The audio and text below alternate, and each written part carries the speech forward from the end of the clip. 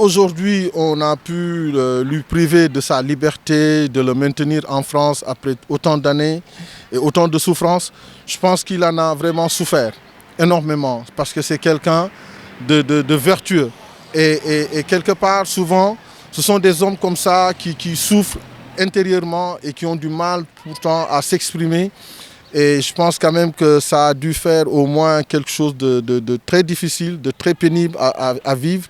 Et quand on regarde ce qui se passe dans le monde du foot avec Platini, et pourtant c'est des gens qu'on pouvait vraiment sanctionner parce qu'il y a eu de la corruption, même si aujourd'hui on peut parler de corruption passive ou active, peu importe. Mais le délit est là et pourtant il n'a pas subi le même sort que tonton Lamine Diack. Et ça pousse souvent, parfois, à dire quand même qu'il y a eu deux poids, deux mesures. Et lui, on a cherché à en faire vraiment un sacrifié par rapport à cette situation-là, parce que quand même, on peut bien lui accorder, quand même, au moment où il venait en France, qu'il avait un passeport diplomatique. Et donc, il était diplomate, quelque part. Donc, il y a des accords qui lient les deux pays dans des situations comme ça.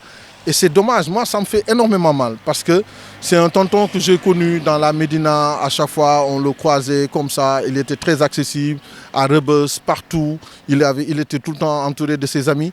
Et c'est ça qui me fait mal aujourd'hui parce que c'est quelqu'un qui ne méritait pas le sort qu'on lui a réservé en France. Et on aurait dû, ne serait-ce que par son âge, pour la sagesse, ne serait-ce que lui accorder une circonstance atténuante et creuser davantage au lieu de taper sur lui parce que peut-être c'est un Africain qui a dirigé l'athlétisme mondial pendant des années et qui a eu des résultats quand même, et maintenant peut-être que nous, généralement Africains, on n'est pas tellement solidaires et c'est ça qui me fait le plus mal. Parce que la solidarité aussi, elle doit exister. Parce que quand on voit les casseroles qu'on traîne un peu partout à travers le monde, que ce soit dans des autres continents, mais les gens sont tout le temps solidaires. Et nous, c'est ce qu'on n'a pas su faire. On a su laisser à des journalistes le soin de jeter contre quelqu'un en pâture comme ça et le sacrifier. Et c'est ça qui fait mal. Et c'est ça qui doit nous inspirer, se dire quand même que quelles que soient les circonstances, quels que soient les moments douloureux, on doit se serrer les coudes, on doit être présent, on doit se mettre la main dans la main pour pouvoir au moins gagner ensemble. Et c'est ça qui fait aujourd'hui la beauté du sport. Et c'est ce que Lamine Diack nous aura transmis comme héritage. Et moi, c'est ça que je retiendrai de lui.